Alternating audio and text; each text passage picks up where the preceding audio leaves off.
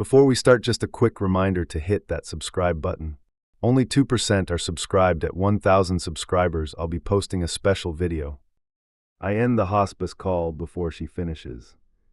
I'm Mara, 34. The phone vibrates again on the counter. I shove it in the junk drawer. His shadow fills the doorway and stays there. Who was that? His arms fold across his chest. A scammer. I wipe nothing from the counter. He watches my hands too long. Open the drawer. His jaw barely moves. I grip the handle and do not pull. I need one calm day, I say. His eyes flick to the clock like a warning. We do not have days, he answers.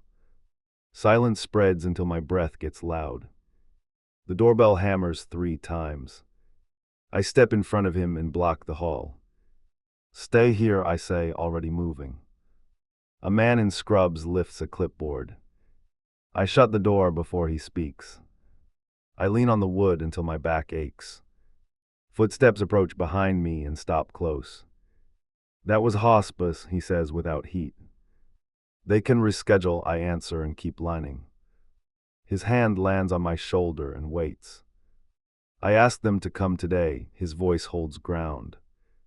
I asked you to fight, I answer without blinking. He shakes his head once like a metronome. Fighting means choosing how I spend hours. You are choosing to lose, I spit. He reaches past me and opens the door. I slide between him and the entrance like a gate. Give me 1 hour, I bargain with both palms up. Hospice is not a raid, he says and steps back. The bell rings again and chills the pause. I crack the door and face the nurse. Wrong address, I say before she greets me. She checks the number and smiles too gently. Behind me, he clears his throat hard. Come in, he calls, and I stiffen. The nurse steps inside and meets his eyes. I keep between them like a wall. We can talk in the kitchen, she offers. We are not ready, I answer and hold. He brushes my arm and moves past. She opens a small case on the table. I push it closed with 2 fingers. Not yet, I say, pulse banging. He pulls out a chair and sits slowly. The chair legs scrape like a threat. We need paperwork on file, the nurse explains. Later, I cut in and meet her gaze. He coughs once and winces but waves her on. This determines who speaks if I cannot. My name hovers in the air like a target. I speak, I answer before anyone blinks. He watches me, then shakes his head once. I assigned a proxy last week, he says. The floor tilts under my feet for a beat. Who, I ask, throat tight and dry. Not now, he says and looks at the nurse. She slides a form toward him and waits. I place my palm on the paper. Stop for 1 hour, I whisper. The nurse glances between us and stays quiet. He stands too fast and sways. I catch his elbow before he drops. Chair, I say, pushing him back down. His breath shortens and steadies with effort. The nurse reaches for a stethoscope and freezes. No exams, I warn with a look that dares.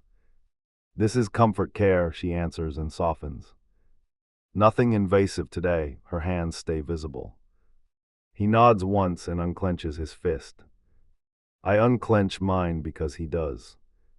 My phone lights up inside the drawer. The nurse checks her watch and shifts weight. We can return this afternoon, she offers. Tomorrow, I say and hold her gaze. He stares at me like I cut a wire. She packs the case and leaves without protest. I bolt the door and face him again. You cannot keep blocking this, he warns. You cannot make me bless it, I answer.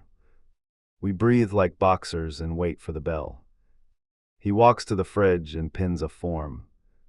I yank it down and fold it in half. Stop, he says and reaches for the paper. I stuff it under the toaster and step back. His eyes flash like a storm I cannot dodge. That is my decision, he says and holds still. My job is to keep you breathing, I answer. Your job is to keep me, he says. I stare at his mouth and hear the tremor. The drawer rattles and the phone keeps buzzing. He opens the drawer and lifts the phone. I grab his wrist and feel the bones. Message me later, I tell the screen. He unlocks it with a thumb I cannot stop. A new number sits under a nurse's name. He calls before I can snatch it away. We will be ready at 4, he says. He hangs up and meets my eyes without blinking. 4, I repeat like a dare I might accept. Unless you plan another blockade, he adds. I walk to the sink and turn the tap. 2 bottles sit by the drain like sentries. I pick one up and read the label aloud. Only for severe pain, I mutter and replace it. He watches every move like evidence. Do not hide those, he warns with flat tone. Then do not scare me with them, I answer. We are past scary, he says and leans back. I am not past saving you, I fire back. His lips press together and hold. He reaches into his back pocket and pauses. A folded card appears between 2 fingers. Emergency instructions, he says and unfolds it. I step closer and take it from him. The letters blur and my hands blur more. Read the last line, he says without mirk. Why? I stare until words line up like soldiers. Do not resuscitate, I read and taste metal. He nods once and waits for my reaction. I fold the card and slide it into my sleeve. 4, I repeat because time is a fuse. He stands again and steadies on the counter. Help me to the couch, he says with patience. I hook his arm and guide him 1 step. We both breathe like we climbed a hill. He settles and closes his eyes for a beat. I need you with me at 4, he says. I need you to choose at 4, I answer. We stare until the clock ticks louder. The doorbell rings a single hard note. I yank the door open before the chime dies. His sister slips past me with a flat envelope. She ignores my arm across the frame. We need 5 minutes, she says. My stomach climbs because 5 minutes is everything. He lifts his head from the couch and waves her closer. She crosses the room like she owns the air. I plant myself between them and hold ground. Not today, I tell her, voice steady enough. She lifts the envelope higher like a shield. Open it, she places it on the table and steps back. I leave it untouched and fold my arms. It is for both of you, she adds without blinking. He nods once and points at the flap.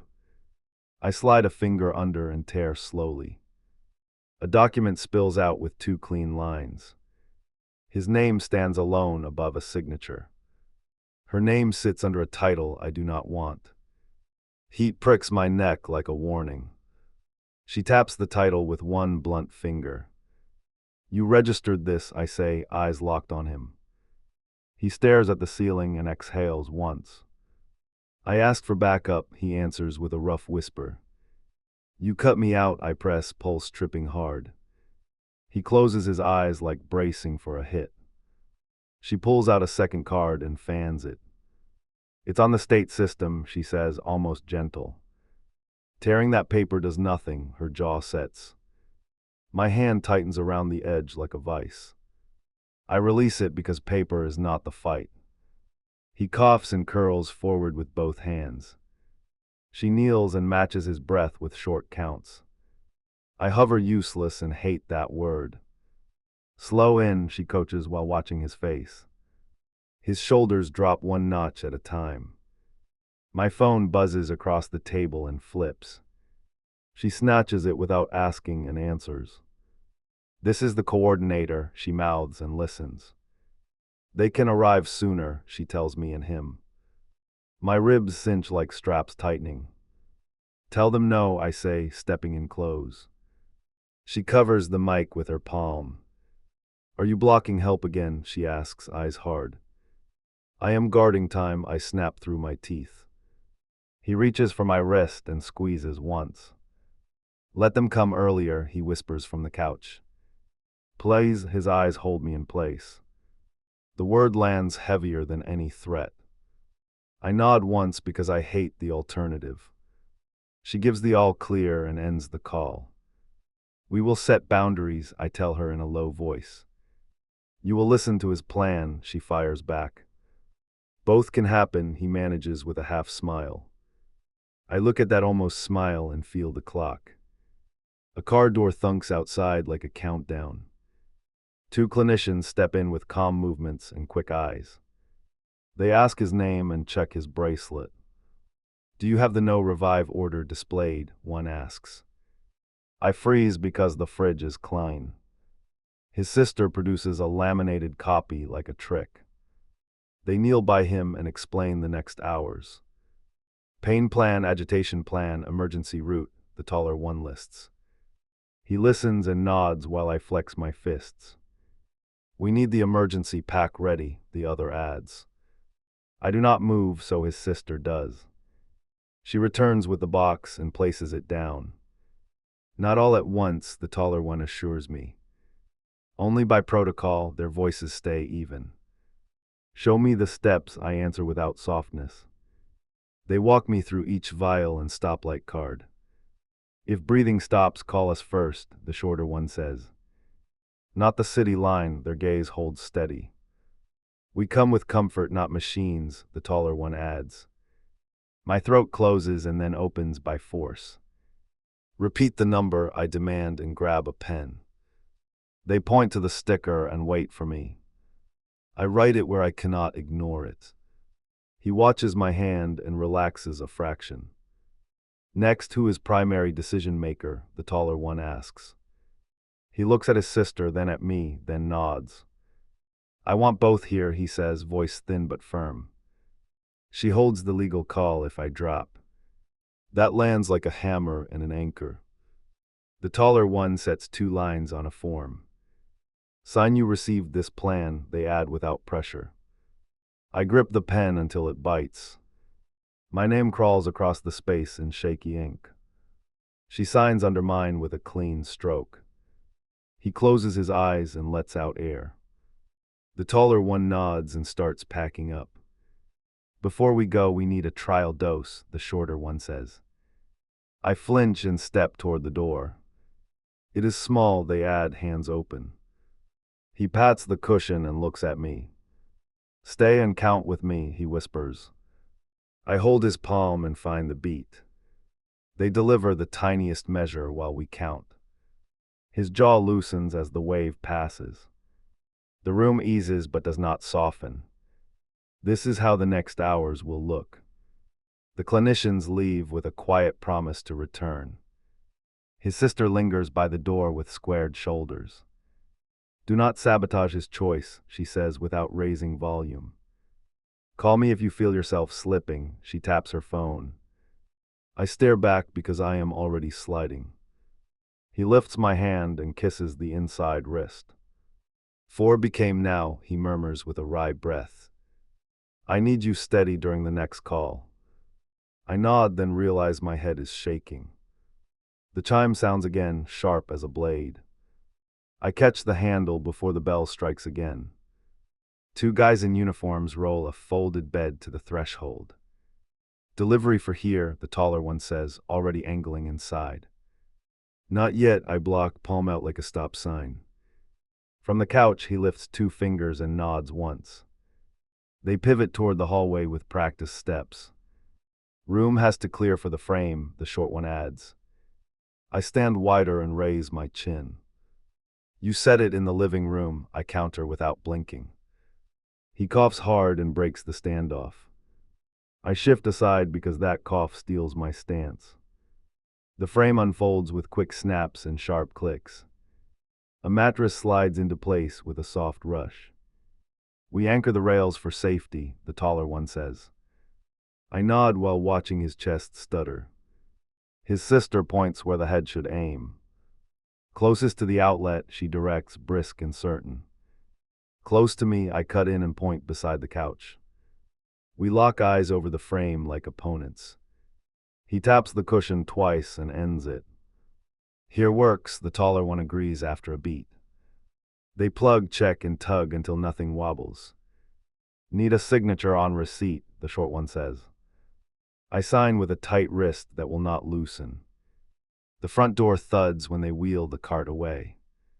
His breathing eases, then climbs again too quickly. I hover by the new rails with clenched teeth.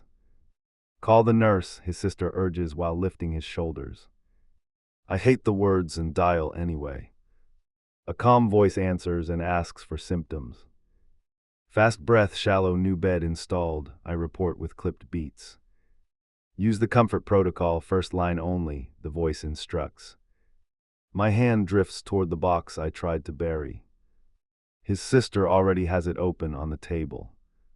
Measured syringe under the blue tab, the voice continues. I lift the dose and pause halfway. He watches my thumb like it carries fire. Do it, he whispers with a tiny grin. You trust this, I ask, eyes burning for permission. Trust you, he answers and holds steady. I press the plunger slow while counting aloud. He inhales deep, waits, then releases long. The tension in his neck unwinds notch by notch. The voice on the phone listens to the silence. Good response, stay with that plan, they say. We end the call, but my hand keeps shaking. His sister checks the time and writes it down. Document the dose, she says without looking up. I have it, I reply, digging for a pen. He points at me and mouths, thank you. A noise outside cuts through the room like a siren. I crack the door and find a neighbor on the steps. I heard shouting, need help, she blurts, eyes wide. We have it handled, I answer while blocking her view. She stares past me at the bed and decides I am lying. She pulls out her phone and starts dialing quickly. Stop, I reach, but she turns away and steps back. Emergency services, she barks into the line. My chest locks as I hear her give our address. Behind me, he whispers my name like a warning. I snatch the laminated card from the table. His sister rips the magnet from her bag and slaps it up. We wait in a tunnel that lasts forever. He squeezes my fingers once and keeps holding. I cannot tell if I hate or love that grip. Boots pound the hall before I can breathe right.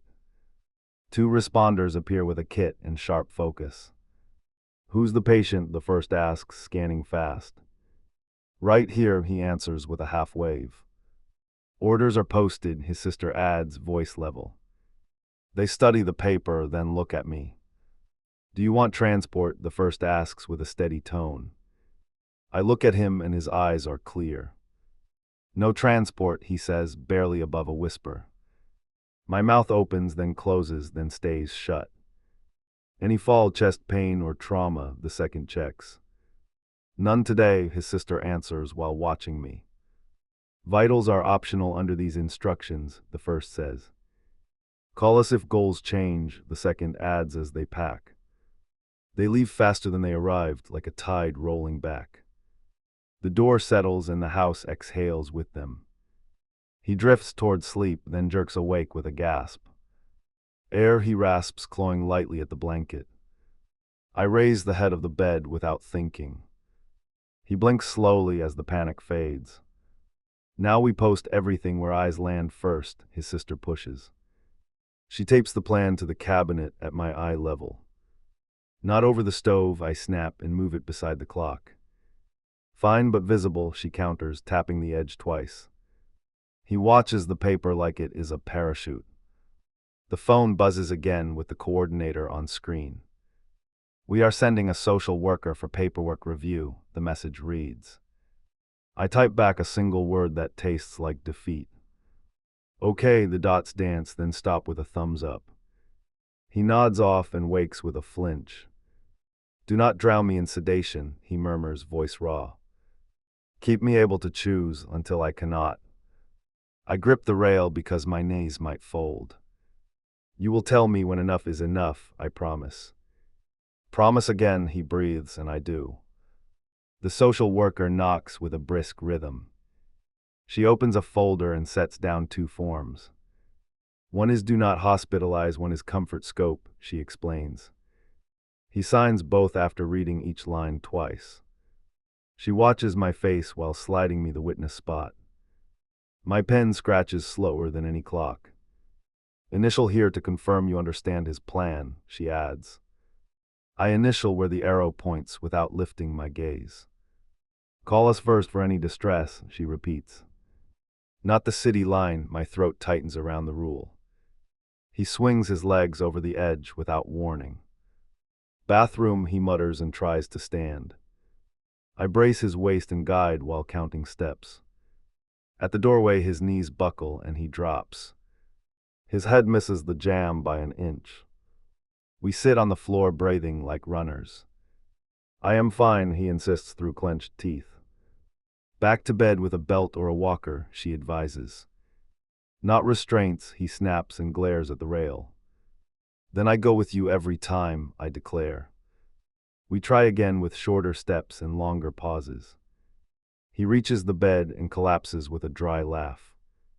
Victory lap later, I murmur while fixing the sheet. Later is now for me, he whispers and stares. The air chills with that sentence and stays cold. His phone lights with a contact labeled attorney. He gestures for it with 2 quick taps on the rail. Put him on speaker, he requests without meeting my eyes. A voice greets us and references a digital file. Recording your directive video, the voice states plainly.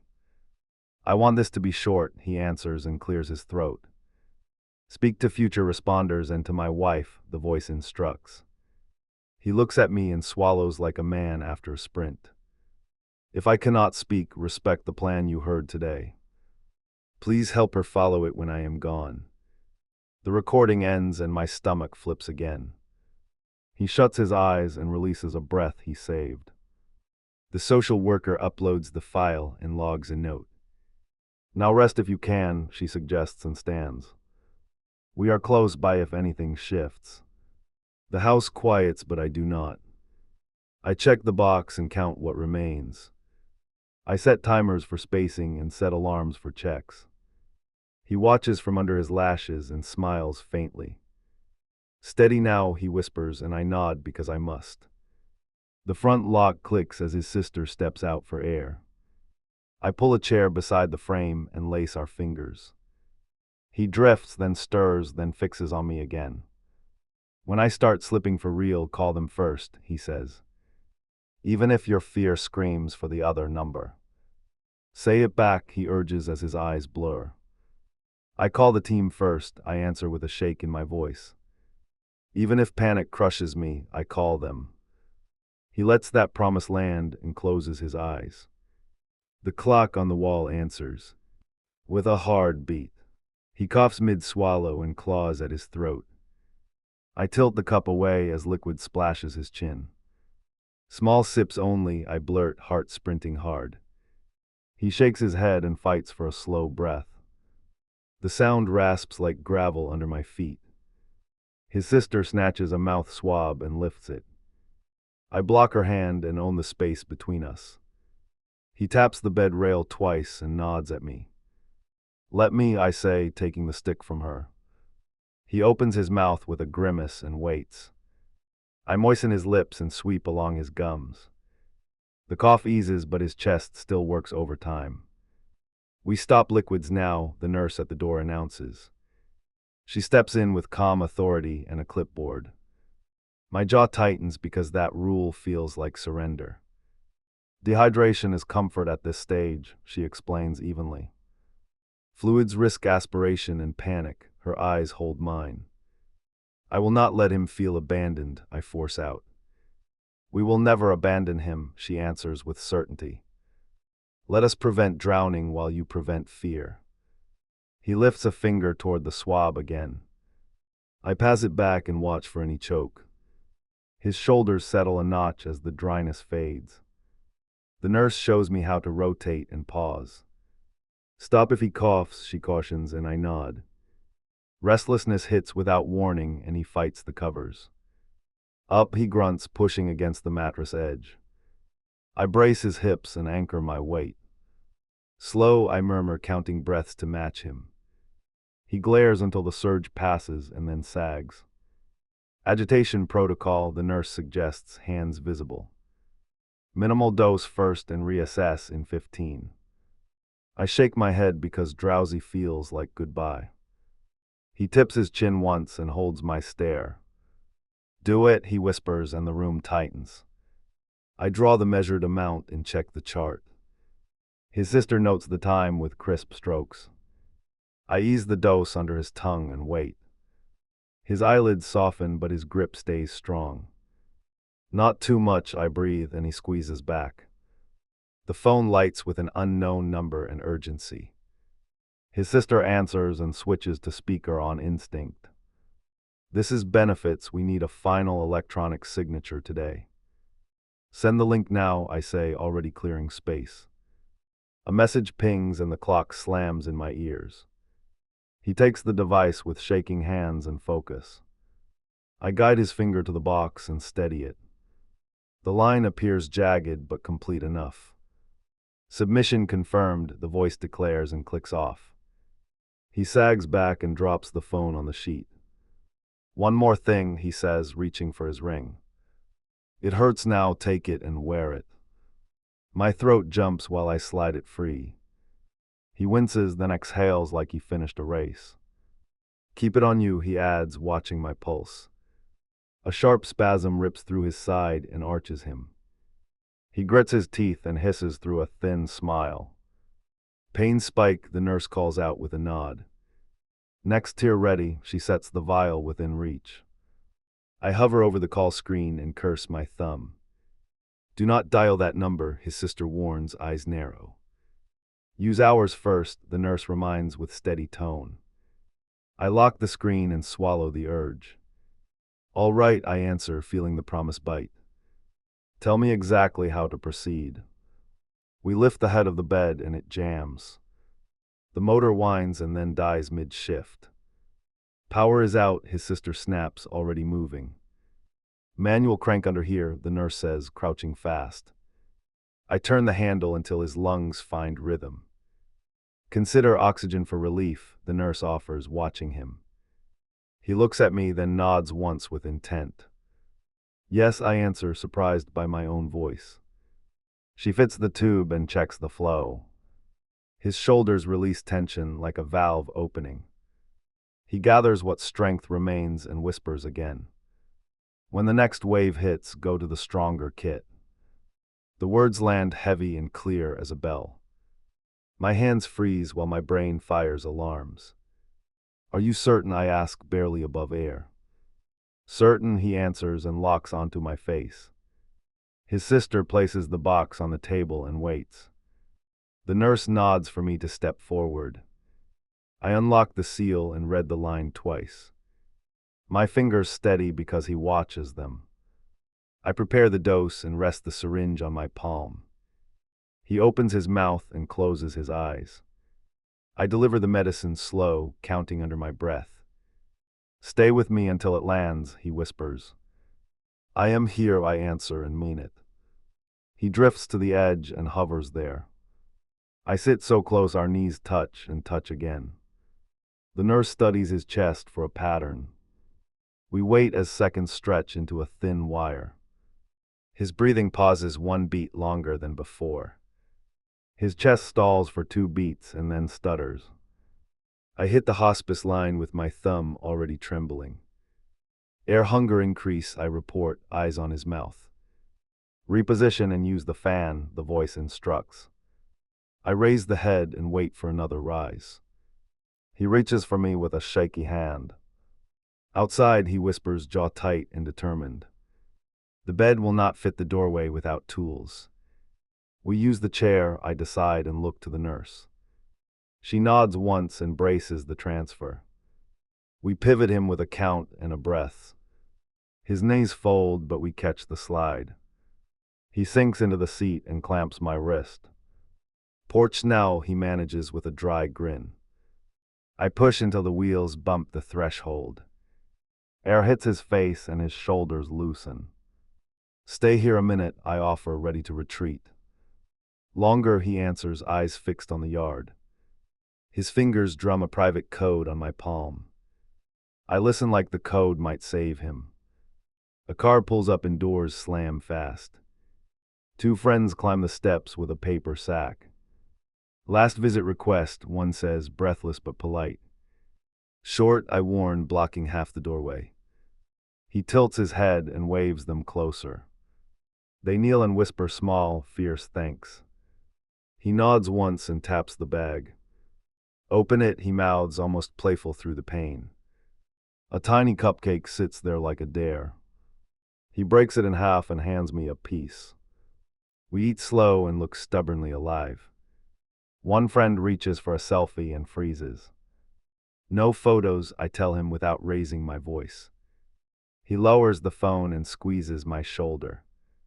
They leave with eyes wet and jaws set. Back inside, the tremor returns in waves. Use the next line, the nurse advises from the doorway. I hesitate because clarity matters more than comfort. Not too deep, he whispers, reading my resistance. I measure the dose and wait for his nod. The medicine lands and his grip relaxes. He stares past me and murmurs a name I do not know. Who do you need? I ask, already grabbing the phone. Old coach, he says, almost laughing at the thought. I find the number and thrust the call onto speaker. The voice on the line booms like practice day. Champion, are you upright? The coach jokes, voice breaking. Not upright, he answers, smile CR. Oaked and thin. Still fighting though, the coach replies after a pause. Always, he breathes, and the call ends clean. He shifts and a wet rattle begins in his throat. The nurse lifts a dropper and looks to me. Atropine will dry that sound, she offers carefully. I nod because that sound shreds my nerves. She delivers 2 drops and watches the change. Silence returns, heavier than the noise. He opens one eye and finds my face. Promise you will take the trip we planned, he rasps. Where, I ask, because specificity locks me in.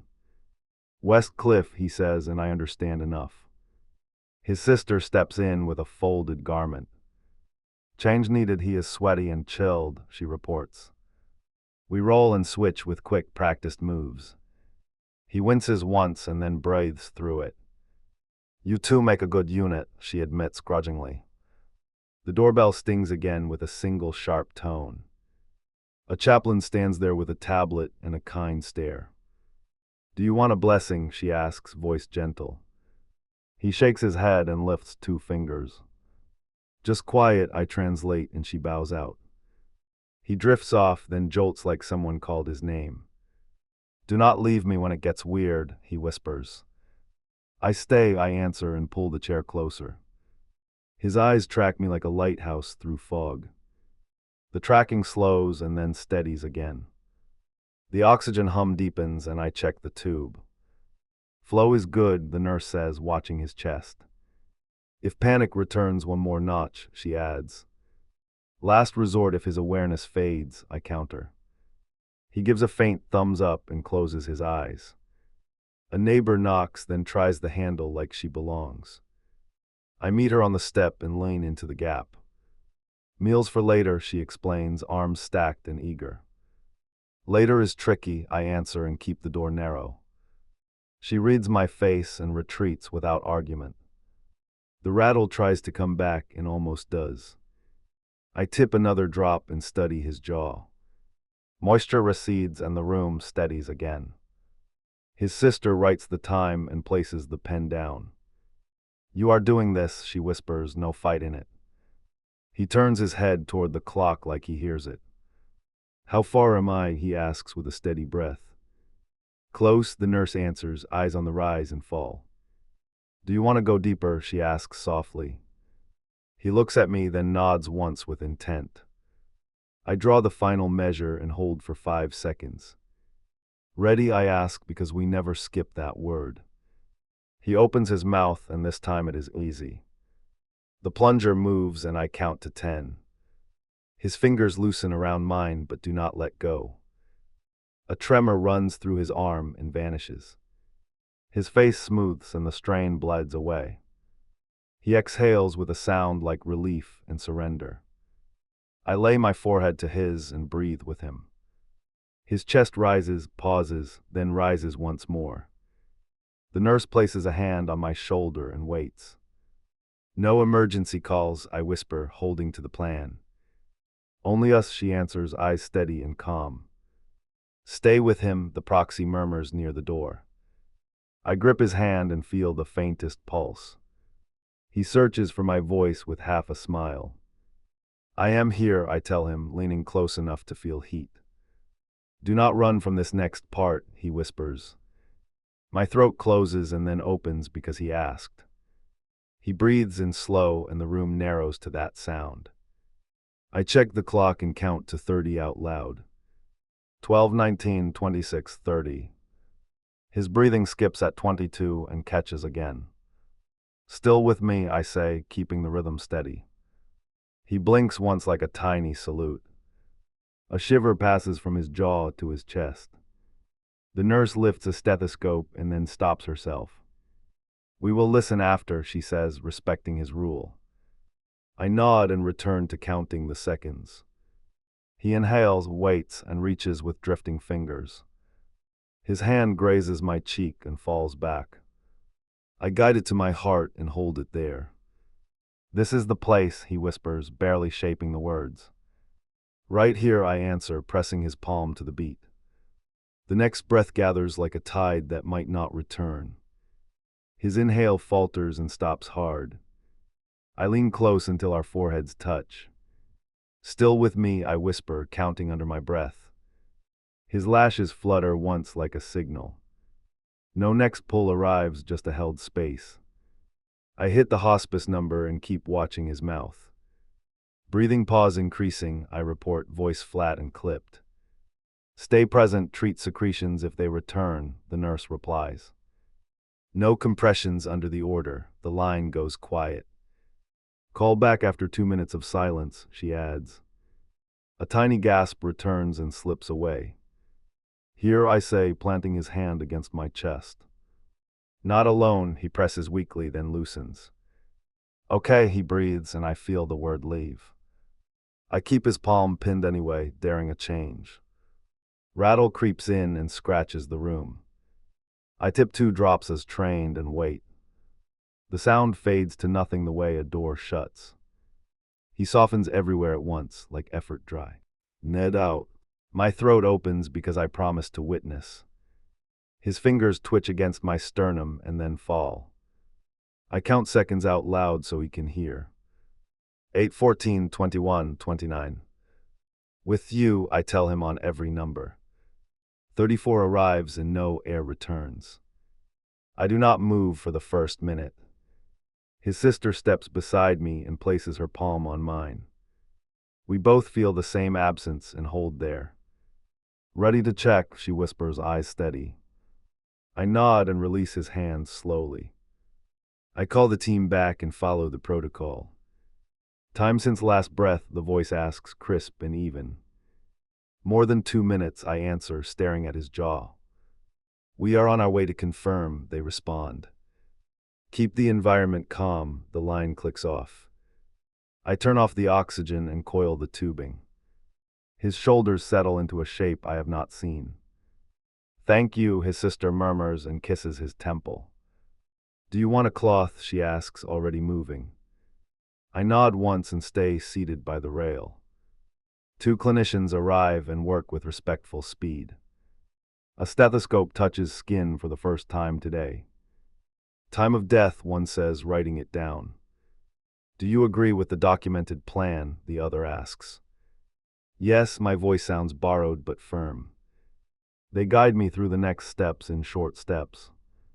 "Do you wish to spend time before transport?" they ask. "Yes," I smooth his hair the way he liked. His face looks like effort finally let go. The silence around him has its own gravity. Forms appear and I initial where arrows point. "Release authorization," one explains, pen ready. My hand cramps, I keep going anyway. The signature lands crooked but complete. A copy slides toward me like a receipt for love. They call the removal team and give an estimate. We can wait outside until you are ready, they offer. Give me 5 minutes, I tell them without moving. They nod and step out with soft footsteps. The door closes and time folds in on itself. I lift his hand and press the ring into my palm. You told me to keep it, I remind the quiet. The band warms against my skin like a small pledge. I slip it onto a cord hanging at my throat. It rests against my pulse like a witness. His sister touches the directive posted on the cabinet. Leave it there for now, she advises gently. I tape the hospice number above it one more time. The digits stare back like a final instruction. No alarms, no sirens, only us. A knock sounds not a chime, just bones on wood. We are ready when you are, a voice offers through the crack. One more moment, I answer, palms on the blanket. I lean down and put my ear to his chest. The silence is complete, and I still whisper his name.